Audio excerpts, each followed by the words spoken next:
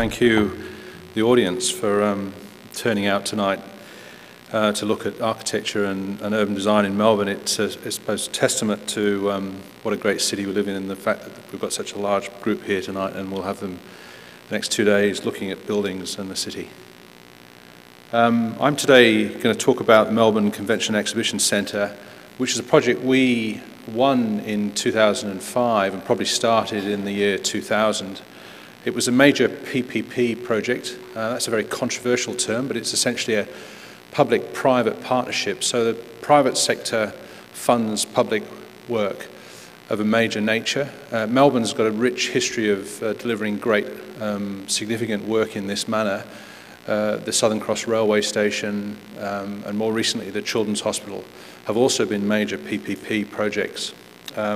This project was a $1 billion PPP project. It'd probably be about $1.5 billion in today's money.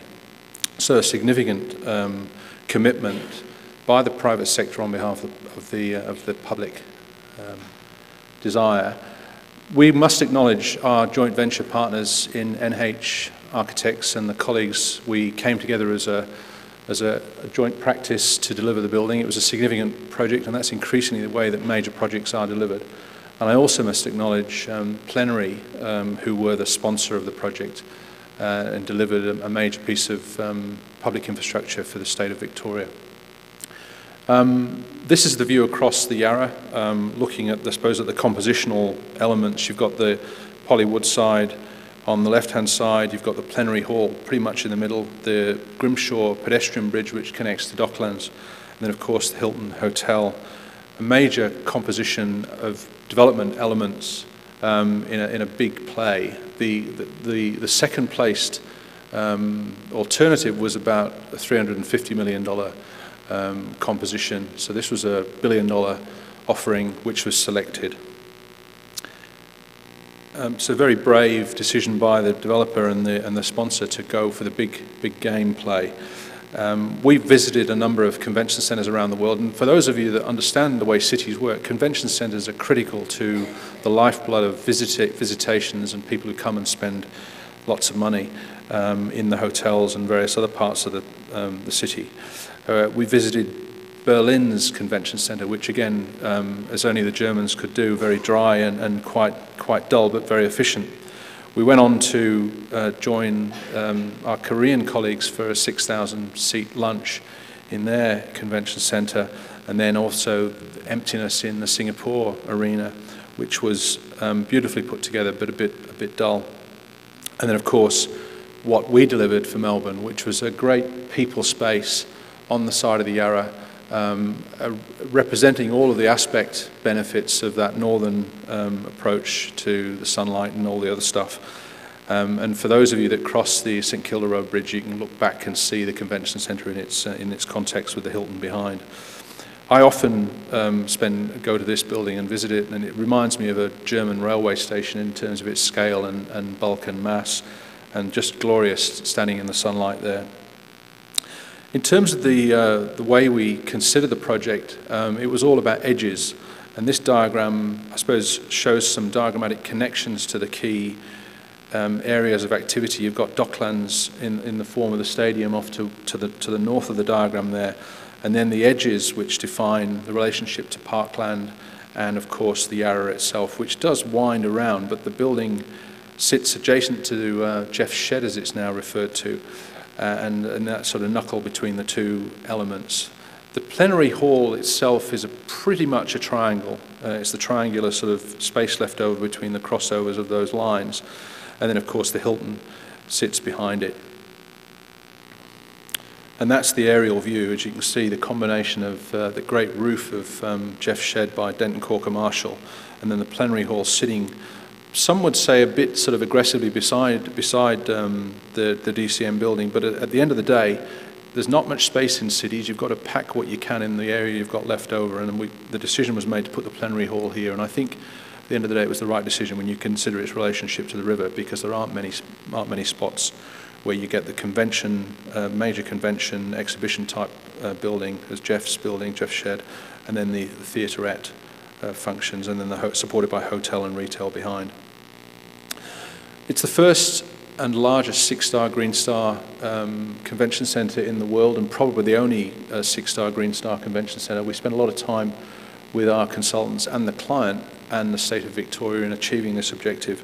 So a lot of efforts on how to get the air into the seating areas, and then how to distribute the air through the building, and of course the usual things of collecting rain and reusing it, and an aspect towards the key element of the sunlight and the northern aspect. So controlling the critical sun, but allowing the better sunlight in when it's in the winter. And again, it's a combination of elements. The Hilton Hotel, for those of you who have had the opportunity to go in, I mean, often as Melburnians we don't stay in hotels in our own town, but it's a great place to go and have a look. Some good bars and things inside there, and it supports the convention centre. And of course, you've got the other, the other side. You've got the casino, in a sense, the two bookends. Really, a building within a building was the objective we sought to try and achieve. And of course, in terms of the interior of the hotel, picking up on the timber qualities of Docklands and all of the sheds and the architecture, the traditional architecture that was adjacent to the Yarra. And then, of course, the bus drop-off that you'll see from the South Wharf side. Arrival, big numbers of people getting across and getting into the building. So it's a major public building, and pretty much open most of the time for access. As I described earlier, it's a triangular sort of form, the plenary hall, 5,000 seats, but subdivisible into much smaller groups of units, so you can get down to 1,500 in some of the spaces, and I'll show you how that's subdivided. And then a very flexible arrangement of seating to enable flat floor, and we can even bring trucks in to deliver major exhibition facilities. I talked earlier about the building within the building, and for those of you that get the opportunity to look at it from the other side of the Yarra, you'll see the timber work that surrounds the plenary itself, which essentially is naturally lit. It's all artificially lit. You've got that entity sitting within the glass outer object, and then the great roof sitting over the top. And there you can see the mixture of materials and finishes, and the patination of the floor, and the scale and volume that was achieved. We wouldn't really have been able to achieve that within the sort of public purse. Bring the private sector on board, and they start to think about things differently commercially and how they can help. But I mean, at the end of the day, as Melburnians, we get tremendous facilities. A very efficient and sustainable use of timber. I think we used 15 or 16 trees, believe it or not, in all of this timber work. How they did that, I don't know, but it's it's the old delamination process. And again, that notion of the connectivity to the outside and natural light, you can see the shadowing from the sunlight coming through, and the mix of materials. And there are some quite delightful spaces upstairs in the upper plenary halls, and again, spaces that are designed for the sort of occupation numbers that you're going to get in these major dinner functions. I won't go in through every single diagram here, but you can get an idea of the mix of modes that we're able to achieve in the plenary hall, and the different range of, we can have ballrooms, we can have sort of bands and all sorts of things, classical music, from cabaret through to flat floor. It's all achievable by a range of very flexible seating that moves.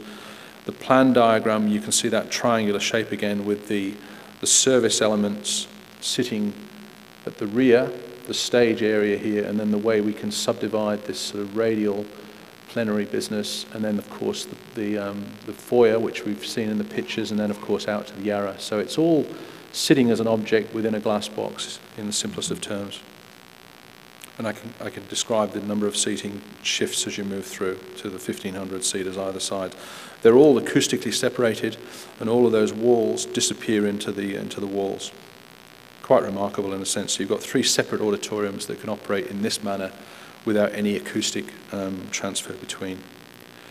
The seating system that was incorporated enables the seats to completely disappear into the floor by rotating. For those of you that get the opportunity to go and visit in the next 2 days, this will be on show for you to have a look. But quite remarkable piece of engineering developed here in Australia and manufactured in Dandenong.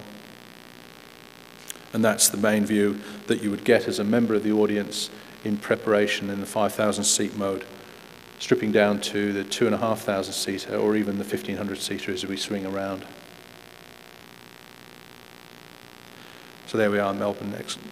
And finally, in terms of my favourite building, building designed by a Sydney-sider in Melbourne, and again, I come from somewhere else, as you can hear from my accent. I admire the story behind this building. When this was first proposed, there was a big backlash from the Melburnian intelligentsia that suggested Melbourne was a grid, and that the building should have a podium, and that the building itself should be orthogonal in terms of it should relate to the orthogonal grid. But of course, Harry Seidler, the great architect, decided that this was a corner site and the building should wrap the corner.